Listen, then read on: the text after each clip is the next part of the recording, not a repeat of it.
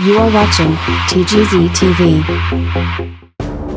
The Global Zambian, the only magazine that celebrates quality, cross-culture lifestyle and entertainment.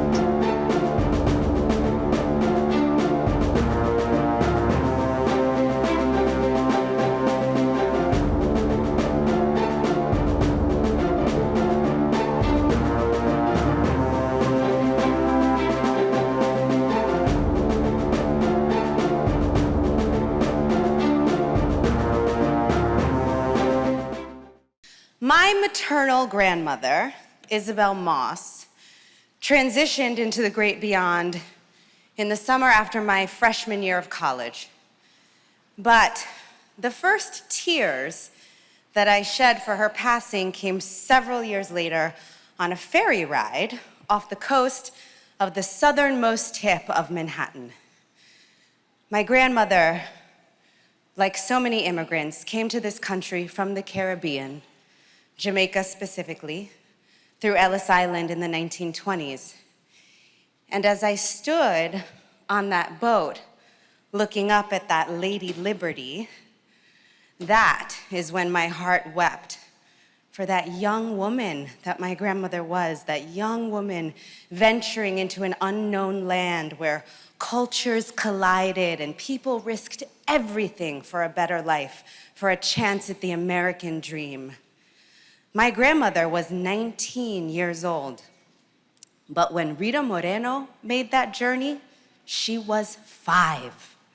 She says that she looked up at that towering Statue of Liberty and thought that the lady was offering an ice cream cone for the world. It was February, so between the climate and the living conditions, the constant discrimination that she faced, this was not an easy adventure.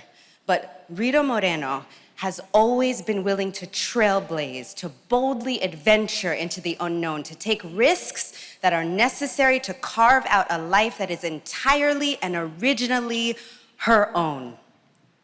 Even then, not more than a year later, at 6 years old, she was performing in nightclubs and taking small steps toward this colossal career that she has built today. And it is a tremendous career. She's an EGOT winner, right? So that means she's got a Tony, she's got a couple Emmys, she's got an Oscar, a Grammy, but also she's got a SAG Award, a Golden Globe, a Kennedy Center honor, and the list goes on and on. She's even been honored by a couple, 2 presidents. And she's here tonight slumming it with us. The accolades are infinite. But what has always endeared me to Rita is not necessarily that she is, as defined by our culture, a winner. That is undeniable.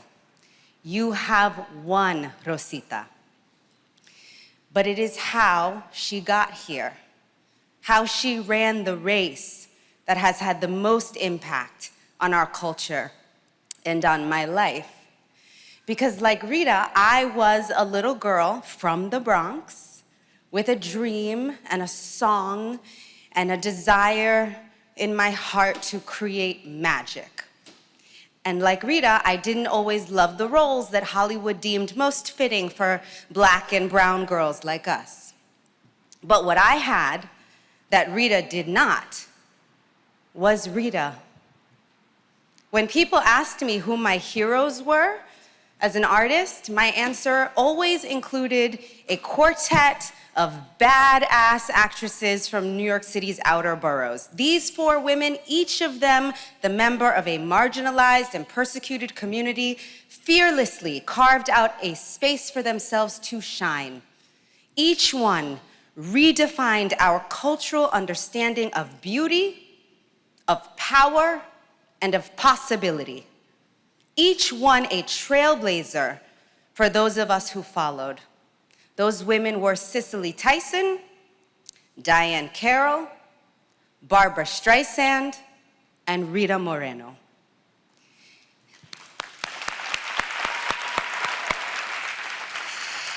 As I have gotten to learn more about you, Rita, my affection for you has only grown. To understand what you have sacrificed, and to behold what you have survived is astounding. You, my dear Rita, you are our Lady Liberty. Your hard-fought battle for freedom and self-love and self-acceptance is a beacon in the night sky. Your continued commitment to speak truth in your work and in your life lights our way. And your dedication to love and to be of service to your fellow human beings makes you a giant among women, even in a room full of divas. As we gather here tonight as sisters, all of us, we celebrate you, Rita. We love you. We adore you. Rita Moreno, thank you for being our Lady Liberty. Thank you for being my Lady Liberty. Thank you for standing at the shore of my dreams and guiding us toward our fulfillment and freedom and welcoming us all. Ladies and gentlemen, Rita Moreno. I'm so moved at what a wonderful person I am.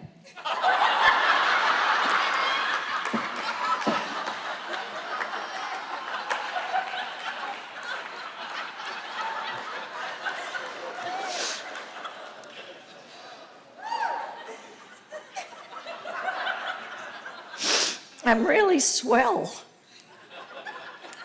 Oh, Kerry. You saw the documentary, didn't you? I could tell.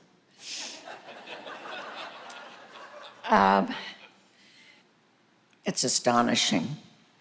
Actually, it's astonishing. I mean, who knew that you can be in two places at the same time? Tonight, obviously, my body is right here on top of this monument to film. But my memory is down the street, right down here, the street level. And all evening I've been thinking about myself as a girl of 18, which was back when this building was the flagship May Company department store. I was there, the queen of all department stores in this city. And it had this gorgeous golden column, which happily remains as a talisman of another time. And I was there. And right across the street, on the corner of Wilshire and Fairfax, there used to be a Simon's drive-in. And for 10 cents, I could nurse a cherry Coke for an hour. And I remember that many of us young people parked there, waiting for someone really famous to roll up, as they often did. That's why we were there. And just like everyone else, I had my windows cranked down and the radio cranked up. This old push-button Philco radio on the dashboard that would play crooners like Sinatra, Sammy, or that new kid, Elvis.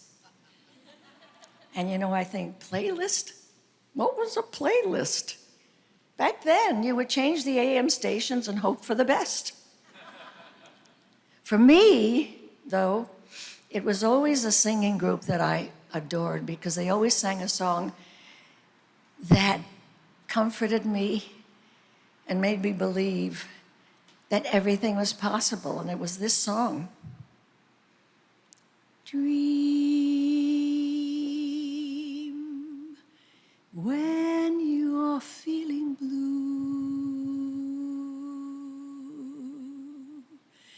Dream, that's the thing to do. Dream while the smoke rings rise in the air. You'll find your share of memories there. So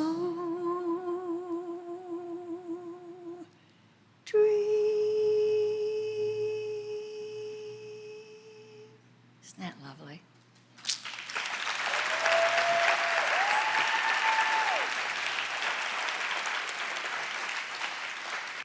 I was only 17 when a talent scout spotted me and introduced me and my mom to the man himself, Mr. Louis B. Mayer, who my mother, with her blessed accent, would call him Mr. Louis B. Major.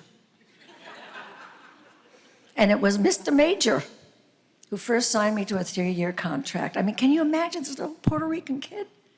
He shipped me and my mom by train from New York to MGM Studios, which is now, of course, is called Sony in Culver City, and where I did one day at a time. But I'll never forget that sign up above the studio at the gates, a huge sign that said, Metro Goldwyn Mayer, all the stars in the firmament. Who can forget that? Well, I did learn that very quickly, that I was just a filly in Mr. Major's very large stable. For the most part, my roles were deeply disappointing. I only played characters like island girls, Indian maidens, way too many senoritas, and usually as a white man's mistress with made-up accents, spouting lines like, "Why do you not love Ula no more?" And when he tells me, I threw myself off a cliff. I mean, you need these white men, you know what I mean? This did not feel good. It haunted me. And at some point, my contract would be up, and then what?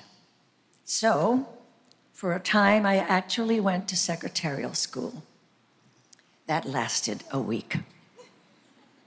But my dream of making it as an actor would not go away. I just chalk it up to my DNA.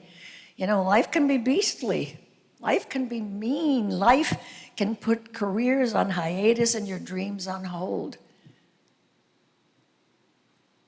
About a decade ago, my career slowed way down at the time of my husband's illness and passing. I cannot begin to tell you how many times I thought, I will never work again. It sounds familiar? But here's what I forgot. Dreams don't fade. That's why they are called dreams. So you see, my career did not jump on an express elevator right here all the way to the top. Along the way, I have explored luggage, housewares, the kids' department. And believe me, it has been stuck at the basement bargain tables way more than once. But what a ride. Thank you so much to Elle for my recognition. Thank you. You are watching TGZ TV.